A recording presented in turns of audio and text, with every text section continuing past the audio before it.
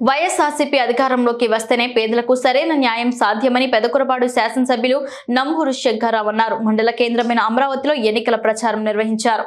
భారీగా తరలివచ్చిన కార్యకర్తలు అభిమానులతో అమరావతి మెయిన్ రోడ్లో భారీ ర్యాలీ నిర్వహించారు. ప్రజలను ఉద్దేశించి ఎమ్మెల్యే నంబూరు శంకర్రావు మాట్లాడుతూ వైఎస్ఆర్సీపీ పేదల పార్టీ అని, సీఎం జగన్ మరోసారి ముఖ్యమంత్రి అయితేనే వారికి సరైన న్యాయం జరుగుతుందన్నారు.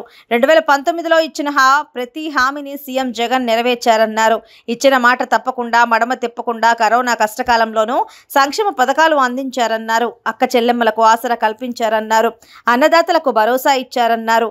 విద్యార్థులకు నాణ్యమైన విద్య అందిస్తున్నారన్నారు. సంక్షేమ పాలన కావాలంటే ఒక ఓటు తనకు, మరో ఓటు ఎంపీ అభ్యర్థి అనిల్ కుమార్ యాదవ్ కు ఫ్యాన్ గుర్తుపై వేసి గెలిపించాలని కోరారు. మహిళలకి రేపు నామినేషన్ కూడా ప్రత్యేకంగా మహిళలకి ఏర్పాట్లు ఉంటాయి. మీరందరూ కూడా వచ్చి నన్ను ఆశీర్వదించాలి. మరి మీరందరూ కూడా ర్యాలీలో పాల్గొనాలి.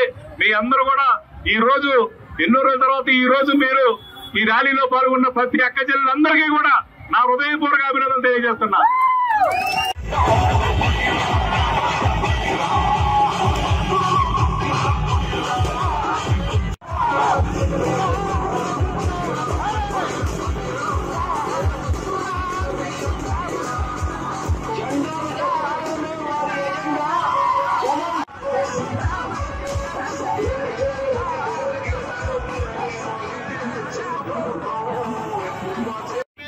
రేపు 22వ తారీఖు నామినేషన్